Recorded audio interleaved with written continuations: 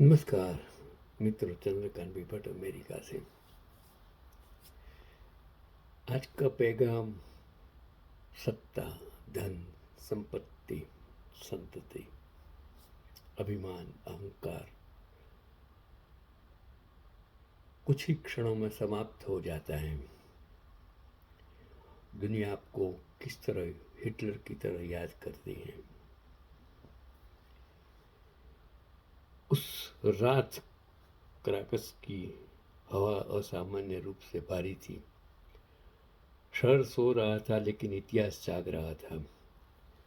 राष्ट्रपति भवन के पीछे फैले अंधेरे में हेलीकॉप्टरों की धीमी गूंज थी। ऐसी गूंज जो दीवारों से टकराकर दिलों तक पहुंच जाती है। और खबरों के मुताबिक वही पल था जब दुनिया की राजनीति ने करवट बदली। बेडरूम की खिड़की से आती ठंडी हवा में सत्ता की गर्म सांसें धुली थी। निकोलस मादुरो एक देश का चेहरा और सिल्विया फ्लोरेन एक चेहरे की छाया। दोनों ने शायद सोचा भी नहीं था कि इतिहास दरवाजा यूं खटखटाएगा। कुछ ही क्षणों में सुरक्षा कवच जो वर्षों से अभेद्य समझा जाता था टूट गया। खबरें कहती हैं कोई गोली नहीं चली, कोई चीख दर्ज नहीं हुई, बस आदेश, कदमों की आवाज़ और समय का कठोर हाथ। हजारों किलोमीटर दूर एक स्क्रीन पर एक राष्ट्रपति यह सब लाइव देख रहा था। ऐसा दावा किया जाता है। सत्ता की आंखें सत्ता को घूर रही थी और कैमरे के बाहर खड़े सैनिकों के चेहरे पर भाव नहीं थे। वे इतिहास नहीं लिख रहे थे, उसे उठाकर ले जा रहे थे।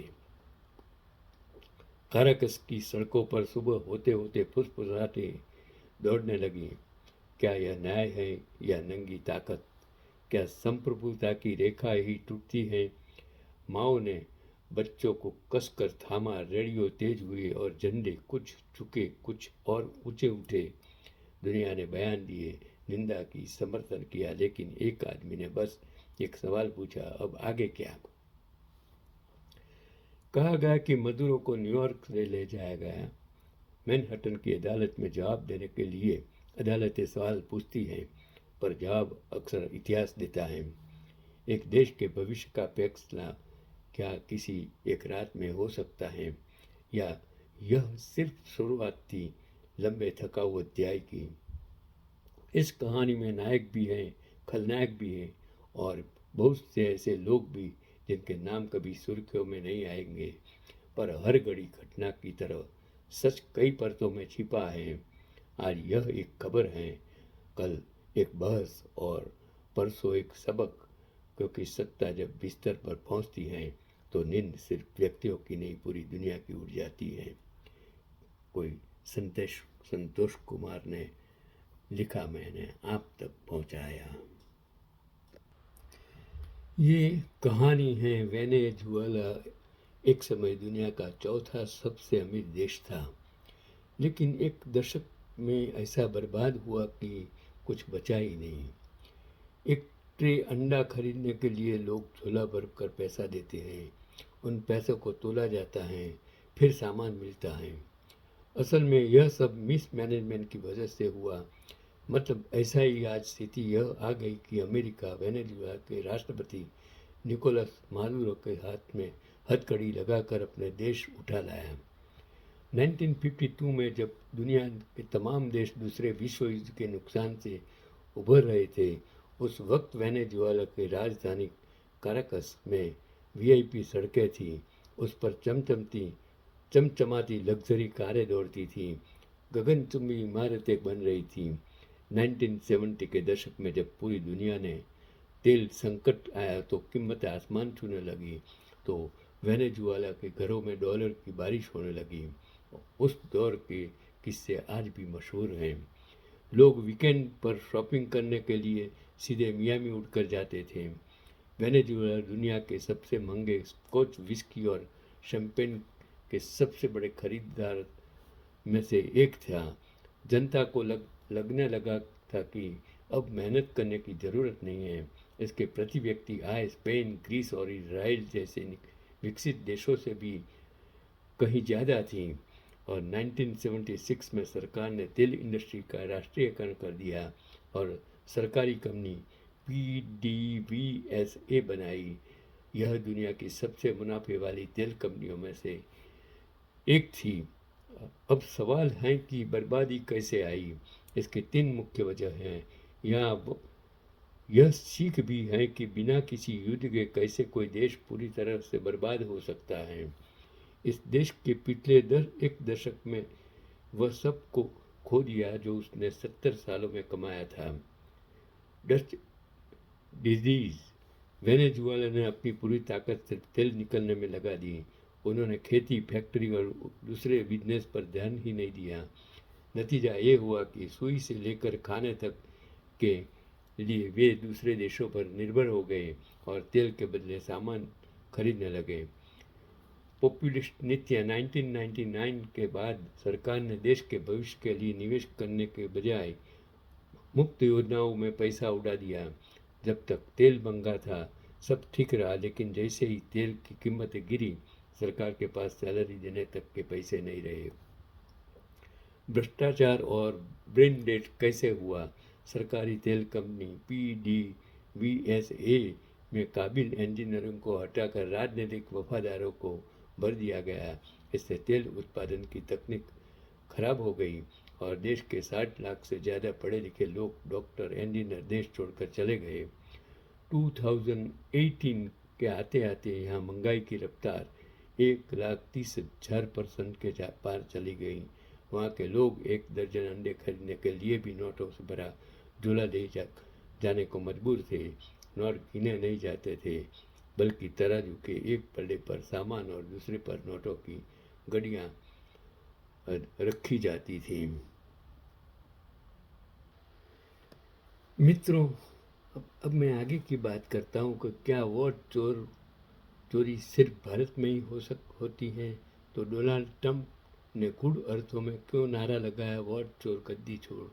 दुनिया का मालिक बनकर घूमने वाले ट्रंप में ऐसी परिस्थिति की हिम्मत कहाँ से आई। भारत के जो आज सत्ता में बैठे लोग, सरकार में बैठे लोग क्यों न वेनेजुएला के कथित राष्ट्रपति की तरह तानाशाही और विपक्ष मुक्त राजनीति की ओर बढ़ रही हैं। तो क्या भारत भी वेनेजुएला के रास्ते पर जा रहा है। ऐसे अनगिनत सवालों के और घटनाओं का इतिहास के नज़रिए से विश्लेषण करके रिबॉन मनीष ने एक पोस्ट डाली है जिसे गुजराती से हिंदी में अनुवाद कर साझा किया गया है। वोट चोर गद्दी छोड़। डोनाल्ड ट्रंप ने यह नारा तो नहीं लगाया, लेकिन अमेरिका ने अपने हित साधे हैं, पर ऐसा करने की हिम्मत मादुरो जैसे गैरकानूनी तरीके से सत्ता हथियाने वालों की वजह से उभरी है। वेनेजुएला में कई घटनाओं पर सोशल मीडिया पर मादुरो के प्रति सहानुभूति की बरसात हो रही है। देश के प्रति के राष्ट्रपति का अपहरण कर उन्हें अमेरिका ले जाना यह स्पष्ट जो दादागिरी के सिवाय कुछ भी नहीं है। यह निंदनीय है, पर यह भी उतना ही सच है कि मादुरो स्वयं एक सस्ते वोट चोर हैं। धोखाधड़ी के जरिए सत्ता पर आए हैं। वह अपने देश में चुनाव में हेराफेरी करने, सत्ता पर कब्जा करने पर एक बार फिर नज़र डालने की ज़रूरत है। ह्यूगो चावेज वेनेजुएला के राष्ट्रपति थे। वे एक करिश्माई नेता थे और वे लोकप्रिय भी थे। तेल की संपदा से उन्होंने वेनेजुएला को विकसित किया और विश्व के बड़े पूंजीपतियों को खुली नज़र से चुनौती दी। वे वास्तव में बड़े मतों से चुनाव जीतते थे, लेकिन किसी भी नाकामयाब आरोप से बचने के लिए एक पूरी तरह पारदर्शी प्रणाली स्थापित की गई थी। यह भारत जैसी ही बल्कि उससे बेहतर चुनाव व्यवस्था थी। आप अपना पहचान पत्र दिखाकर ईवीएम में मतदान करते और एक स्लिप निकलती जिसे चेक करके बॉक्स में डाला जाता। मतदान के बाद मशीन का डेटा तुरंत ही स्थान पर लिया जाता तो प्रारंभिक परिणाम होता। VVPAT स्लिप से मिलान होने के बाद अंतिम परिणाम घोषित किया जाता। यह सारी गिनती मतदान स्थल पर लोगों के समक्ष ही की जाती थी। शासक दल और विपक्षी दल के एजेंटों तथा आम मतदाताओं ने भी परिणामों पर हस्ताक्षर किए। इस तरह 70C जैसे प्रमाण पत्र फॉर्म बनाया जाता था ये सभी फॉर्म देश भर के एकत्रित किए जाते थे जो अंतिम परिणाम घोषित करते थे। ऐसी कड़ाई वाली व्यवस्था प्रणाली के साथ किसी के भी जीत को धोखा कहा नहीं जा सकता था। उनके बाद मादुरो ने उनकी जगह ले ली। वे भी आसानी से जीत गए, लेकिन 2024 तक स्थिति बदल गई थी। विपक्ष की मारिया कोरिना मचाडो तेजी से लोकप्रिय हो रही थी। घबराए हुए मदुरो ने उन पर कई आरोप लगाए। इनमें विदेशी ताकतों के साथ साजिश करने के आरोप भी शामिल थे। जैसे भारत में विपक्षी नेता पर आजकल देश विरोधी शक्तियों और विदेशी शक्तियों से मिलने का आरोप है। और इसी तरह मचाडो को भी अयोग्य ठहराया गया। 2025 में नोबेल शांति पुरस्कार जीतने वाली मारिया मचाडो यही है। हालांकि एक मुंडो गोजल से 2020 के चुनाव मचाडो की जगह लड़े थे। चुनाव हुए, मतदान हुआ, वोटों के कुल आंकड़े प्रकाशित किए गए।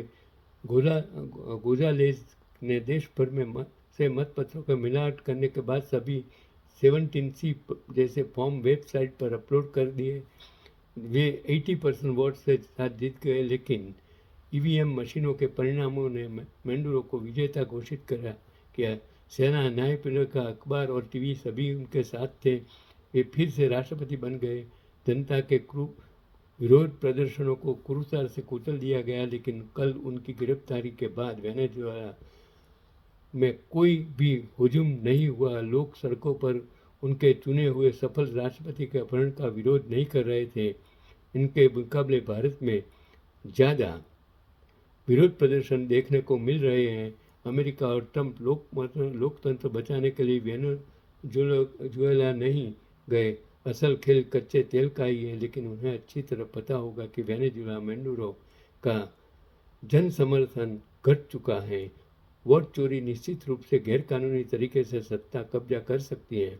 वह नियमित चुनावों का खरेब करके अपनी सत्ता को वैधानिक रूप दे सकती है, लेकिन आप कुछ लोगों को कुछ समय के लिए मूर्ख बना सकते हैं, पर सभी को हमेशा के लिए मूर्ख नहीं बना सकते। वेनेजुएला की सार्वभौमिकता पर हुआ हमला अच्छा नहीं है, फिर भी वोट चोर मास्टर किसी सहानुभूति के पात्र भी नहीं है। यह कानूनी राष्ट्रपति नहीं है, वह सिर्फ वोट चोर है। और आप समझदार होंगे तो समझ गए होंगे कि भारत के लिए भी एक कड़ा संदेश है। भारत की लोकशाही के लिए एक कड़ा संदेश है जो आपको समझना चाहिए।